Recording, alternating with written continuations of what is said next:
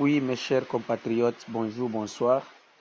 Ezabino, la voix du Kivu. Nous sommes venus aujourd'hui pour vous parler à ce qui concerne la balkanisation qui est préparée par les Occidentaux et les pays voisins de l'Afrique de l'Est.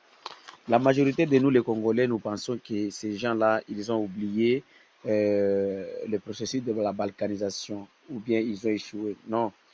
Il y a à peine quelques jours, il y a des Américains, deux Américains, un noir américain et un autre blanc, et deux autres Rwandais et Ougandais. Ils ont été arrêtés et transférés à Kinshasa. Les cinq étrangers qui ont été arrêtés, les cinq autres étrangers qui ont été arrêtés au Sud Kivu à provenance des USA avec des visas de tourisme, ils sont venus jusqu'ici. Ils ont venu au Congo en passant par Kigali en provenance des USA. Et puis, à travers leur base, ils se sont trouvés au Sud Kivu, précisément à Bukavu, constitués, ils avaient aussi des Congolais autour d'eux. Et puis, ils ont fait des démarches pour obtenir des visas d'entrée en RDC, ces gens-là. Mais ces gens-là, lorsqu'ils sont venus, ils sont venus avec les noms des ONG, comme nous avions toujours dit que non. Nous n'avions plus confiance aux soi-disant ONG locales. Hein, parce que les ONG, les associations, comme nous n'avons pas de travail, nous sommes vraiment des chômeurs, nous croyons beaucoup aux associations qui n'ont même pas de vision de développer notre pays. Hein. Alors, mais heureusement, il y avait de la divergence entre eux. Hein, donc, visant ces étrangers-là, malgré les divergences qui étaient entre eux, les étrangers-là, ils sont arrivés jusqu'à Bukavu, puis ils sont partis dans un village d'ici au sud Kivu pour la première réunion et ils étaient là pour faire la première réunion et étudier le terrain. Il faut avoir l'étude du terrain, comment. Donc, il faut qu'ils maîtrisent les milliers. Alors, les jours de la réunion, les uns parmi eux, ils ont signalé les services de sécurité de la République démocratique du Congo. Alors, les services de sécurité, ils sont venus, ils les ont arrêtés. Après avoir les arrêtés, ils ont trouvé que non, dans leur sac, il y avait des téléphones, il y a de la carte de balkanisation de la RDC, il y a aussi des Touraya, il y avait aussi des téléphones type et d'autres types. Donc, alors ces gens-là, ils ont été arrêtés et acheminés à Kinshasa. Après cette attestation panique qui a été généralisée au Sud Kivu, un ancien capitaine de FARDC qui était aussi chauffeur, livreur des transporteurs d'armes et de munitions du M23 sur des routes comme la route nationale numéro 5, recruté par le pasteur Jean-Marie Runiga. Vous savez, comme vous le savez, Jean-Marie Runiga, c'est quelqu'un des terroristes agresseurs M23, donc c'est un Congolais, une épave congolais qui est utilisée par le Rwanda. Alors, ce monsieur-là, il a été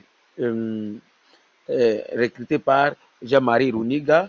Pendant son audition, dont le monsieur, il avait déclaré que non, c'est depuis le 23 juillet 2022, sous la bénédiction du général Yves Filemon et notre Congolais du Katanga, qu'il aurait accepté de faire transporter les armes, oui, les armes, il aurait accepté de faire transporter les armes, donc on les envoyait chaque fois d'aller de transporter les armes et munitions pour le compte du M23 et RDF, donc l'armée rwandaise, et il avait fait plus de 24 courses. Et parmi ces 24 courses, il avait réussi à déposer dans plus de 27 dépôts. Hein. Alors, alors après ça, il aurait promis, M. Marie Runiga, il aurait promis à ces messieurs-là que non, il sera le chef, le chef dans un poste de receveur de DGDA une fois lorsqu'ils vont balkaniser la République démocratique du Congo. Donc il y a des gens déjà qui promettent, d'autres que non, vous serez dans tel poste dès qu'on va balkaniser le Congo, tandis que les Congolais eux-mêmes, ils ne sont pas au courant et ils ne sont pas pour cette balkanisation. Alors, l'étendue qui devrait occuper ces M23-là, donc ils cherchent à occuper les Nord Kivu, Sud Kivu, Chopo, Maniema et Tanganyika. Et c'est pourquoi nous vous appelons tous les compatriotes, de se réveiller comme un seul homme et de défendre la patrie. Hein, la patrie.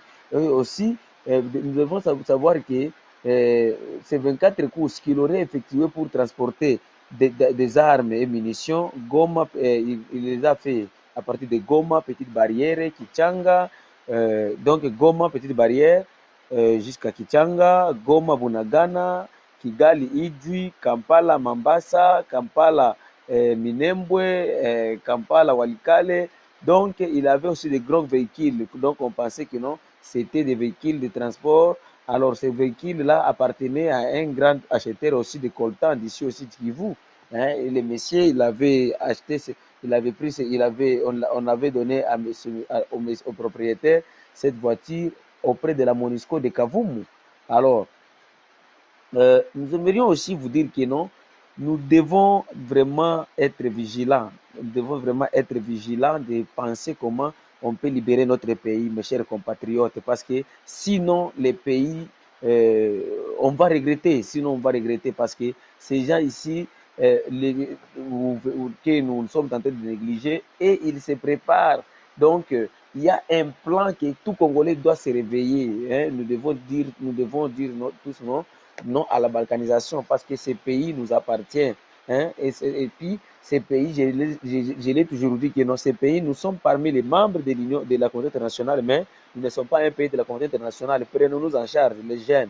Nous devons s'enrôler massivement et nous devons s'organiser dans des groupes autodéfense, comme nous voyons que non, il y a un peu l'absence de l'État et puis nos jeunes qui sont au front, ils sont découragés. Il y a la complicité dont les chefs d'état-major et le président de la République, ils mangent dans la même assiette avec les ennemis. Alors nous devons s'organiser comme des autodéfenses pour voir comment on va défendre notre pays. J'encourage vraiment les autodéfenses qui sont en train de stopper les M23 parce que jusqu'à présent, si les M23 n'avancent pas, c'est à cause euh, des, des autodéfenses. Alors, c'est la voix de Kivu, la voix des sans-voix. Dans nos prochaines émissions, nous parlerons sur la ville de Goma, comment elle est visée par les Rwandais. Si vous voulez nous contacter, c'est plus 243 85 88 08 330. Notre adresse email, c'est la voix du Kivu 45 gmail.com. Merci.